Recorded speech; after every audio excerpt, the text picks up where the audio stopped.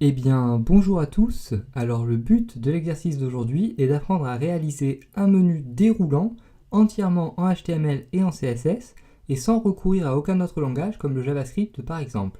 Et donc voilà déjà le résultat auquel on souhaite parvenir. Donc un menu qui est moderne et plutôt joli, assez espacé en HTML et en CSS, et donc avec des sous-onglets comme ceci. Donc un menu déroulant évidemment avec des styles particuliers pour chaque sous-onglet et donc des sous-onglets qui ne s'affichent que lorsque l'utilisateur passe sa souris sur l'onglet correspondant. Donc on va déjà commencer par créer le squelette en HTML de ce menu évidemment, avant d'ensuite le mettre en forme en CSS. Donc pour cela, vous pouvez ouvrir votre éditeur de texte. Donc moi ici j'ai tous les codes correspondant à mon menu. Donc je vais tout simplement tout effacer et nous allons tout refaire ensemble. Donc j'efface ceci, j'efface également ma page index.html, donc qui contient mon menu. Et donc nous allons déjà créer 5 pages en HTML. Donc ces 5 pages, moi je les ai appelées index.html, html.html, css.html, javascript.html et contact.html. Donc une première page index.html qui va contenir évidemment notre menu déroulant et 4 pages donc, qui vont servir de page de destination pour les onglets principaux de notre menu. Donc je vous invite déjà à créer la structure minimale d'une page en HTML dans chacune de ces pages, donc comme je l'ai fait ici, avec à chaque fois donc un titre et un titre H1 également dans ces différentes pages afin de bien pouvoir les distinguer les unes des autres. Donc vous voyez, j'ai tout simplement créé la structure minimale d'une page en HTML, j'ai mis un titre avec la balise title et un titre dans la page avec l'élément H1. Et donc j'ai enregistré ces 5 pages HTML dans le même dossier afin d'ensuite simplifier la création de liens donc par la suite dans notre menu. Donc 5 pages HTML plus une page CSS donc que j'ai appelée style.css, que j'ai également enregistré dans le même menu et donc que j'ai lié à ma première page index.html donc grâce à un élément link ici. Donc dès que ceci est fait, nous allons pouvoir nous attaquer à notre menu en soi et donc au squelette HTML de notre menu. Donc nous allons déjà commencer par enfermer tout notre menu dans l'élément structurant HTML nav, donc qui sert à définir un menu principal de navigation. Donc nav déjà. Ensuite, nous allons utiliser des éléments UL et LI pour créer le premier niveau de notre menu, c'est-à-dire pour créer notre menu simple, donc pour créer les onglets principaux du menu. Donc nav UL LI. Donc le premier élément LI doit ramener vers la page html.html. Donc pour cela, j'utilise un élément href HTML comme ceci. Donc je vais donner le nom HTML dans l'élément A. Ensuite, donc notre deuxième élément LI doit ramener vers la page CSS. Donc j'indique en valeur de l'attribut href css.html comme ceci et je donne le texte CSS. Notre troisième élément LI doit lui donc servir d'onglet qui va ramener vers la page javascript.html. JavaScript. Et notre dernier élément de menu doit lui ramener vers une page de contact qu'on a appelée donc contact.html comme ceci tout simplement. Alors nous allons déjà attribuer des attributs classes avec une valeur spécifique à chacun de nos éléments LI, donc afin de pouvoir ensuite leur attribuer des styles personnalisés en CSS évidemment, donc menu-html pour notre premier attribut classe par exemple, comme ceci. Ensuite, menu-css pour notre deuxième, menu-javascript pour le troisième, et donc pour le dernier élément LI, on va lui attribuer un attribut classe avec la valeur menu-contact comme cela. Donc voilà tout pour le code HTML correspondant au premier niveau de notre menu. Et nous allons donc maintenant créer le deuxième niveau de notre menu, c'est-à-dire nos sous-onglets. Alors pour cela, il va nous falloir créer une nouvelle liste dans chaque élément LI. Donc ce n'est pas très compliqué, mais faites juste bien attention à ne pas vous emmêler avec les balises ouvrantes et fermantes des éléments. Et donc on va devoir ouvrir une nouvelle liste UL à la fin à chaque fois de chaque élément LI, c'est-à-dire ici, donc entre la balise fermante de l'élément A et la balise fermante de l'élément LI. Donc ici, on ouvre une nouvelle liste UL. Et on va évidemment dans cette liste donc créer de nouveaux éléments LI qui vont correspondre chacun à nos sous-onglets donc de menu, comme ceci. Et donc on va faire pareil pour notre deuxième onglet. Donc on se place ici un élément UL et on va mettre simplement donc 3 sous-onglets dans ce deuxième onglet. Et donc dans le dernier onglet donc qui va contenir des sous-onglets, c'est-à-dire dans l'onglet JavaScript, nous allons cette fois-ci ne préciser que 2 sous-onglets, donc UL, LI et LI à nouveau, comme ceci. Donc nous allons attribuer ici des classes à nos sous-listes, donc à nos listes de sous-menus. Donc on va appeler par exemple sub-menu comme ceci. Donc toujours pareil pour pouvoir ensuite en CSS pouvoir les cibler simplement. Donc on va attribuer la même classe à toutes nos listes de sous-menus ici, car on va vouloir leur donner les mêmes styles généraux. Et donc dans chacun de nos éléments LI ici, il faudrait a priori donc créer des liens qui ramèneraient vers d'autres pages ou vers d'autres sous-sections de notre site. Donc dans notre cas, nous n'allons pas créer évidemment toutes ces pages car ça n'apporterait pas grand chose à l'exercice. Et donc je vais me contenter de mettre un dièse comme ceci en valeur de l'attribut href. Donc ce qui signifie finalement que l'élément A ne doit ramener vers aucune page. Donc on va mettre comme texte par exemple cours complet HTML et CSS. Donc si ici le sous-onglet ramène vers le cours complet HTML et CSS disponible sur un site web, à href égale dièse comme ceci. On va mettre ici donc référence des éléments HTML. Donc en dessous, on va faire exactement pareil, égale dièse toujours pareil, référence des attributs HTML cette fois-ci. Et donc en dernier sous-onglet, href égale dièse, on va mettre cette fois-ci par exemple exemple et exercice comme cela. Alors pour notre deuxième donc sous-menu, on va cette fois-ci mettre le même texte. Tiens, par exemple, vu qu'ici on avait mis cours complet HTML et CSS, on peut tout à fait renvoyer vers la même page à partir de 2 endroits dans un menu.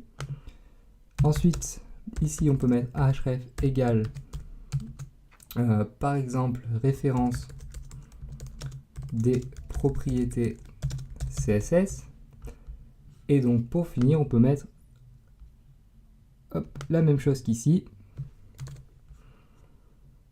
Donc car encore une fois, vous comprenez bien que ceci n'a pas vraiment d'importance et n'est pas très intéressant pour notre exercice. Donc j'essaie d'aller assez vite.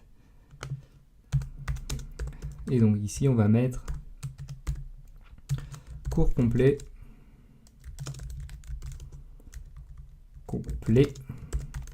JavaScript comme ceci. Donc on peut déjà enregistrer et afficher ceci. Et donc vous allez voir que notre menu est déjà tout à fait valide d'un point de vue du HTML. C'est un menu qui est tout à fait fonctionnel puisque lorsqu'on clique donc sur HTML par exemple, nous sommes ramenés vers notre page html.html. Lorsqu'on clique vers CSS, nous sommes ramenés vers notre page css.html, etc., etc. Alors évidemment, si on clique sur un sous-onglet ici, nous ne sommes ramenés nulle part puisque nous avons mis un dièse en valeur de l'attribut href et non pas une vraie adresse de page. Et donc vous voyez bien ici, donc on a nos 4 éléments, donc HTML, CSS, JavaScript et contact, qui devraient s'afficher normalement. J'ai dû simplement mal refermer une balise quelque part, je pense. Ouais, j'ai tout simplement pas mis de texte en fait à l'intérieur, donc ça ne peut pas s'afficher correctement, évidemment. Donc nos 4 onglets de menu principaux, donc HTML, CSS, JavaScript et contact. Et nous avons donc nos sous-onglets de menu dans les onglets correspondants. Donc ici 4 sous-onglets pour l'onglet HTML, 3 sous-onglets pour l'onglet CSS et 2 sous-onglets pour l'onglet JavaScript, tout simplement. Et donc ceci en HTML est tout à fait valide et le menu est tout à fait fonctionnel. Mais évidemment, nous allons maintenant le mettre en forme en CSS afin donc que celui-ci ressemble plus à un menu et soit plus agréable pour vos utilisateurs. Alors en CSS, il va s'agir de procéder avec un petit peu de méthode. Nous allons donc tout d'abord nous occuper des styles généraux, puis nous appliquerons les styles particuliers à chaque élément. Donc la première chose que nous allons faire va être déjà d'effectuer un reset CSS des marges intérieures et extérieures des éléments body et de notre menu, donc notre élément UL en soi, car en effet, donc certains navigateurs ajoute automatiquement des marges intérieures et extérieures à ces différents éléments. Et donc nous voulons éviter cela afin d'avoir le même rendu exactement sur tous les navigateurs. Donc on se place dans notre page style.css, on cible déjà notre élément body comme ceci. Donc on a dit margin 2.0 pixel et padding 0 pixel pour effectuer notre reset CSS. Et donc on veut également effectuer le reset CSS donc sur notre élément de menu principal. Alors pour ne cibler que l'élément UL donc, qui correspond à notre menu principal, c'est-à-dire que celui-ci, et non pas les éléments UL qui correspondent à nos sous-menus ici, on va utiliser donc, le sélecteur complexe nav chevron comme ceci UL. Donc ceci signifie en fait qu'on cible seulement les éléments UL qui sont des enfants directs de notre élément nav. Et donc nous allons beaucoup réutiliser ce sélecteur dans cet exercice car nous allons en avoir souvent besoin. On va également donc changer la police de notre texte ici. Donc on va être par exemple, admettons, source code pro, calibri et serif, comme cela. Donc ensuite, nous allons évidemment enlever les puces devant tous nos éléments LI et mettre les éléments LI de notre première liste UL seulement, côte à côte. Donc pour cela, encore une fois, donc, on va cibler donc nav LI pour cibler tous nos éléments LI. Donc list style type none, ce qui va nous permettre de supprimer les puces devant nos éléments LI. Et ensuite, donc, on va vouloir donc, mettre les éléments LI correspondant seulement à notre menu principal, c'est-à-dire les éléments LI, donc ici, ici, ici et ici simplement, côte à côte. Et donc pour cela, nous allons une nouvelle fois utiliser donc, le sélecteur chevron comme ceci, et on va les faire flotter par exemple, donc nav ul li, hop, comme cela, donc float 2.left. Et donc pour le moment, donc, on veut cacher les sous-onglets donc, de notre menu, puisque donc, ces sous-onglets ne doivent apparaître que lorsqu'un utilisateur passe sa souris sous l'onglet correspondant. On va donc cibler ces sous-onglets, ici c'est list et pas lict comme ceci.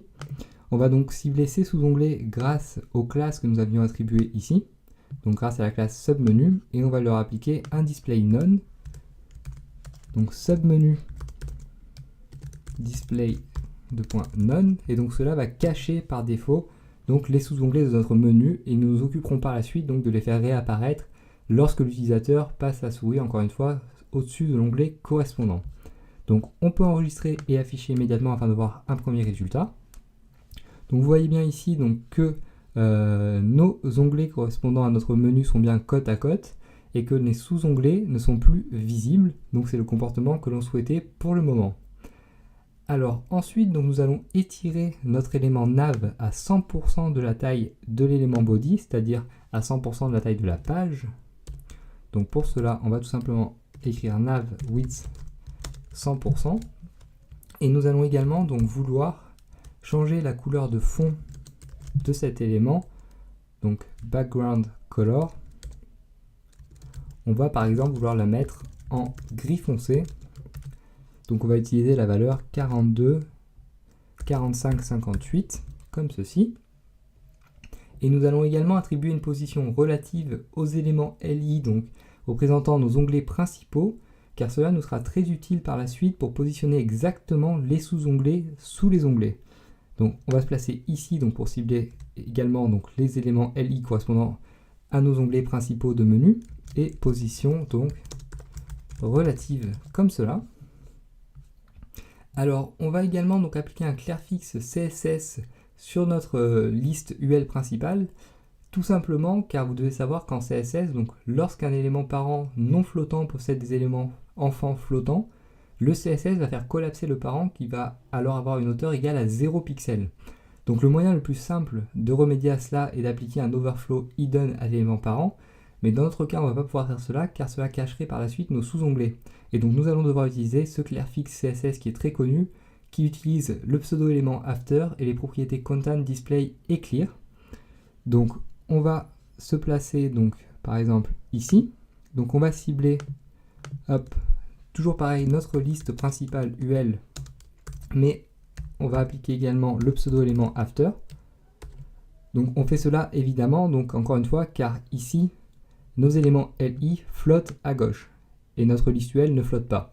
Et donc pour éviter donc, que notre liste UL ait une hauteur qui collapse, on utilise ce clair fixe CSS qui est le suivant. Alors il faut le connaître tout simplement, il est très connu, mais il n'est pas facile à trouver si on ne le connaît pas donc à l'avance. Donc display block et clear boss par exemple comme ceci. Et donc cela va rétablir la hauteur de notre menu. Donc cela était peut-être la partie la plus compliquée dans notre menu.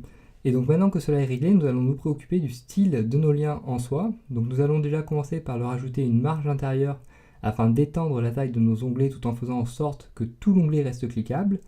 Et pour que cela s'affiche bien, on va également devoir changer le type de display de nos éléments A. Et nous allons donc finalement changer la couleur du texte de nos liens et supprimer le trait de soulignement. Donc on va déjà commencer par donc, changer le display de nos éléments A et par supprimer le texte de soulignement. Donc car ici on veut cibler tous les éléments A, donc c'est le plus simple à faire. Donc nav A tout simplement display inline block. Alors évidemment à chaque fois donc, que je cible un élément, même lorsque je veux cibler donc, tous les éléments A de mon menu, donc, je précise l'élément nav avant l'élément A, je précise l'élément nav avant l'élément UL par exemple, ou avant l'élément LI ici, pour donc ne cibler que les éléments A et les éléments LI qui sont à l'intérieur de l'élément nav, car si dans votre page HTML vous avez d'autres éléments A et d'autres éléments LI, vous ne voudrez peut-être pas donc leur appliquer les mêmes styles. Donc pensez bien à chaque fois à bien cibler les bons éléments en CSS, car c'est très important et c'est ce qui fait toute la force du CSS de pouvoir cibler des éléments très précisément.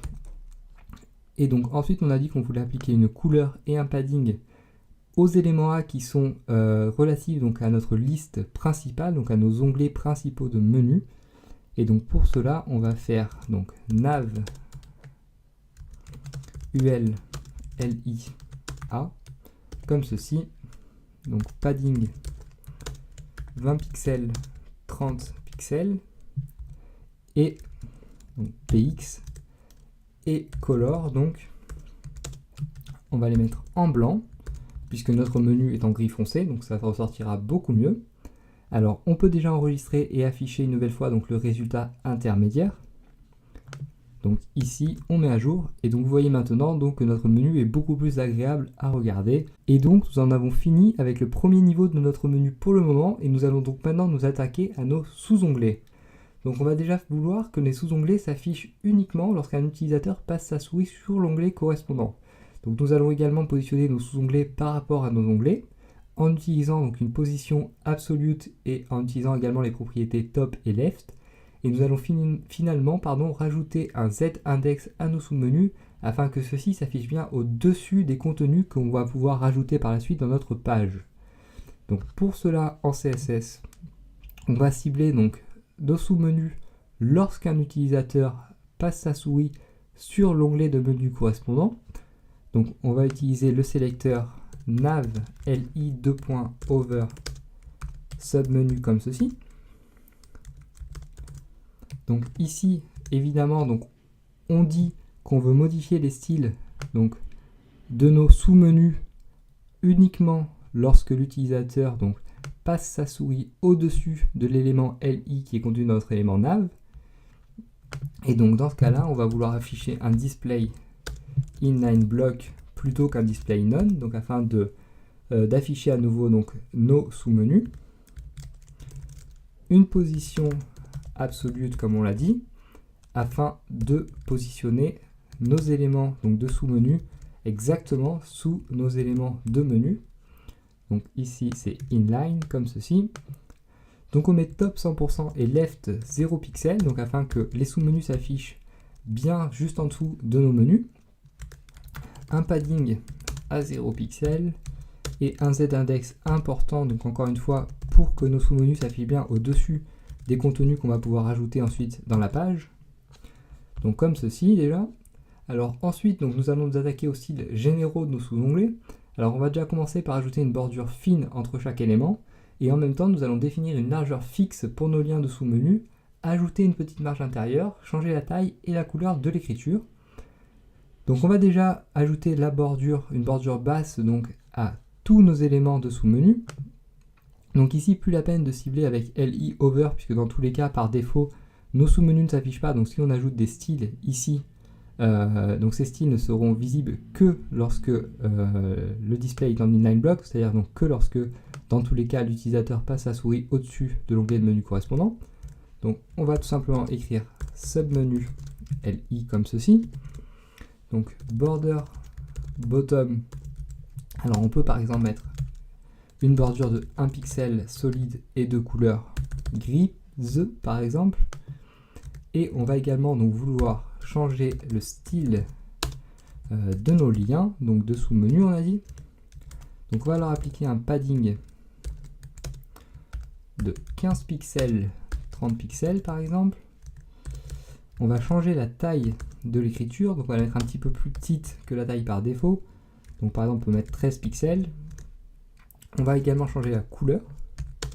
Donc color on va mettre quelque chose comme 22, 25, 3, 8 par exemple. Ce qui va nous donner du gris foncé évidemment. Et on va leur appliquer donc également une taille fixe donc de 270 pixels. Ce qui devrait être largement suffisant pour que tout s'affiche bien. Alors, on enregistre et on affiche. Donc, on met à jour. Et donc, ici, apparemment, ça ne fonctionne pas comme je le voulais. J'ai dû faire une erreur quelque part, je pense encore. Hop. Ouais, donc ici, j'ai mis sub-menu. J'ai inversé le M et le E. Donc, forcément, ça ne peut pas marcher une nouvelle fois. Donc, lorsque vous voyez qu'il y a des erreurs comme ceci en CSS, ne paniquez pas. Regardez juste le code que vous venez d'écrire. Et cherchez tout simplement si vous n'avez pas inversé les lettres, si vous n'avez pas oublié un point virgule, etc. etc. C'est normalement assez simple à résoudre. Donc on enregistre, on affiche cette fois-ci, tout devrait bien s'afficher. Et donc vous voyez bien maintenant, donc on a bien nos sous-onglets qui sont bien juste sous nos onglets.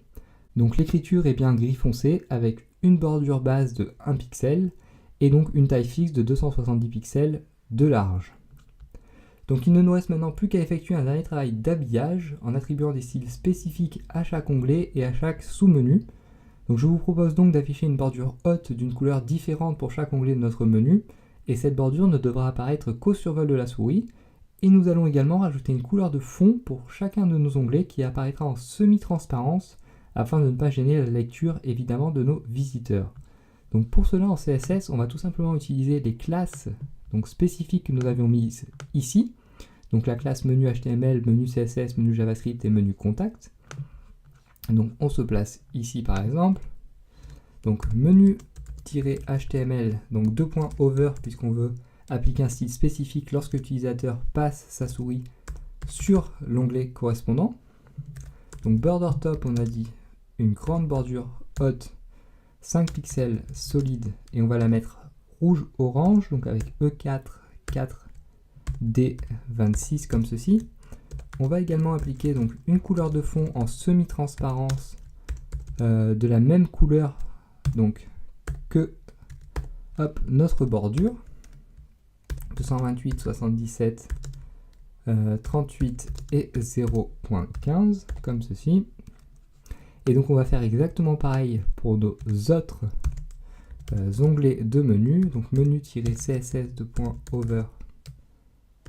Alors border-top 2.5 pixels solide. Cette fois-ci on va la vouloir en bleu. Donc BB comme ceci. Une couleur de fond toujours pareil en semi-transparence et relative à la couleur de notre bordure. Donc 000, 112, 192 et 0.15 en opacité. Pour notre onglet donc menant vers notre page JavaScript, on va vouloir appliquer une bordure d'une couleur jaune. Border-top 5 pixels solide. Et donc cette fois-ci on va mettre F1 DC 4F par exemple. Une couleur de fond RGBA donc avec en valeur 241, 211, 79 et 0.15 comme cela. Et donc nous n'avons plus qu'à régler la couleur de notre onglet contact. Donc menu-contact, over. Border top, on va mettre cette fois-ci du gris. Donc on va mettre par exemple 5 pixels solide BBB. Et en background color, on va mettre donc RGBA 220, 220, 220 et toujours 0,15 évidemment, afin d'avoir un menu quand même un petit peu homogène. Donc on enregistre et on affiche immédiatement. Et donc vous voyez bien maintenant qu'on a à chaque fois donc une couleur de fond en semi-transparence et une bordure top d'une hauteur de 5 pixels. Alors ici on a un problème, c'est que vous voyez que à chaque fois donc on passe sur un onglet, notre menu se décale et l'écriture de l'onglet se décale. Alors cela est dû à la bordure, donc vous voyez que le menu grandit de la taille de la bordure et l'écriture se décale également de la taille de la bordure.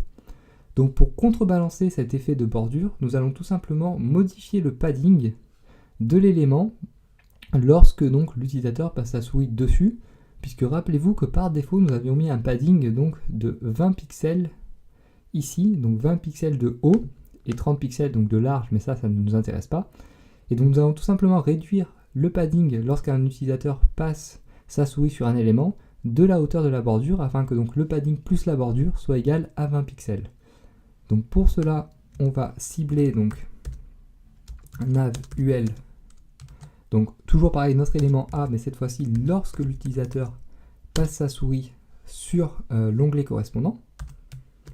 Et donc on va modifier le padding comme je vous l'ai dit de 5 pixels, donc on va mettre 15 pixels cette fois-ci, et on va être obligé donc d'écrire les 4 notations car on veut toujours que le padding bas soit le même, donc soit un padding de 20 pixels. Et donc ici donc on va avoir un padding de 15 pixels plus la bordure de 5 pixels lorsque l'utilisateur passe sa souris dessus, ce qui va correspondre à 20 pixels, et donc ça ne va faire aucun décalage avec la valeur par défaut, comme vous allez le voir maintenant. Donc vous voyez ici que notre menu ne bouge plus, et c'est ce qu'on voulait. Donc il ne nous reste plus maintenant qu'à ajouter de la couleur à nos sous-onglets. Alors nous allons ajouter 2 nuances de couleurs différentes selon que l'utilisateur passe sa souris sur un élément en question ou pas. Donc lorsque l'utilisateur passe sa souris sur un élément, on veut que la couleur de fond soit plus foncée, et on veut également changer la couleur de l'écriture de nos liens, ainsi que le poids de la police. Donc on va retourner à nouveau en CSS. Donc tant que l'utilisateur ne passe pas sa souris sur le sous-onglet en question, on va vouloir donc une couleur de fond un peu plus claire, et donc on va tout simplement réutiliser plus ou moins les mêmes styles que ce que nous avions défini ici, évidemment donc. Donc on va tout simplement cibler menu html.submenu comme ceci. On peut éventuellement donc utiliser une couleur très proche de la couleur que nous avions utilisée donc dans notre background color pour nos onglets ici, et donc cette fois-ci sans l'effet de transparence. On va mettre par exemple 230 140 en dessous, donc pour menu-css donc .submenu, on va utiliser une background color de .rgb de cette fois-ci par exemple 000 160 et donc 240 comme ceci. Et donc pour notre troisième donc sous-menu, puisque je vous rappelle donc que notre onglet contact ne possède pas de sous-onglet, donc javascript .submenu background color deux points, on va mettre cette fois-ci quelque chose comme 250, 215 et 100 comme cela. Donc ensuite on va s'occuper donc de chaque ensuite on va s'occuper du style de chaque sous-onglet lorsque l'utilisateur passe sa souris dessus. Donc déjà on va vouloir que l'écriture apparaisse en blanc ou quasiment blanc, et que donc le poids de la police soit en gras.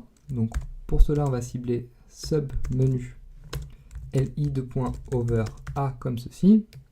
Donc on va styliser nos éléments A lorsque l'utilisateur passe sa souris au-dessus d'un sous-onglet de menu. Donc color 2 points, on a dit presque blanc, donc on va mettre EEE par exemple, et un poids de police gras, donc font weight bold, comme ceci, donc EI ici. Et donc, pour chacun de nos sous-onglets de menu, donc sub menu li .over. Donc encore une fois, réfléchissez bien, faites bien attention à bien cibler les éléments, car en CSS, vous pouvez vraiment faire ce que vous voulez. Vous pouvez vraiment cibler très précisément un élément si vous savez bien comment ça fonctionne et si vous connaissez bien donc chacun des sélecteurs qu'on peut utiliser. Donc faites bien attention à ce point-là. Donc ici, nous ciblons évidemment nos éléments LI lorsque l'utilisateur donc passe sa souris sur l'élément LI de nos sous-menus. Donc RGB, on va mettre par exemple 210, 77, 60. Ici, donc menu-css.sub menu li .over. On va mettre donc background color RGB. Cette fois-ci, on va mettre donc 000, 115 et 200 par exemple. Et donc, pour finir, menu-javascript .sub menu li .over background color .rgb 200, 165 et 75 comme ceci. On enregistre et on va donc afficher cette fois-ci le résultat final. Donc on met à jour la page. Et donc vous voyez bien maintenant donc, que nos sous-menus ont un style spécifique à chaque fois. Donc rouge, orange ici, bleu et jaune ici, donc d'une couleur qui est très proche de celle de notre bordure. Et lorsqu'on passe donc dans un sous-onglet à chaque fois, vous voyez que le sous-onglet adopte un style différent, donc une écriture avec un poids gras, quasiment blanche, et donc le sous-onglet en question est un petit peu plus foncé, a une couleur de fond plus foncée. Et donc nous venons de créer un menu déroulant parfaitement fonctionnel et moderne uniquement en utilisant le HTML et le CSS. Alors vous pouvez ensuite évidemment modifier à loisir les couleurs de ce menu ou des styles plus généraux afin de le styliser à votre convenance. Et donc la seule chose qui pourrait manquer à ce menu serait un aspect responsive, donc aspect responsive que nous n'allons pas travailler pour le moment. Donc pour le moment, amusez-vous bien avec ce menu donc, et moi je vous dis à bientôt.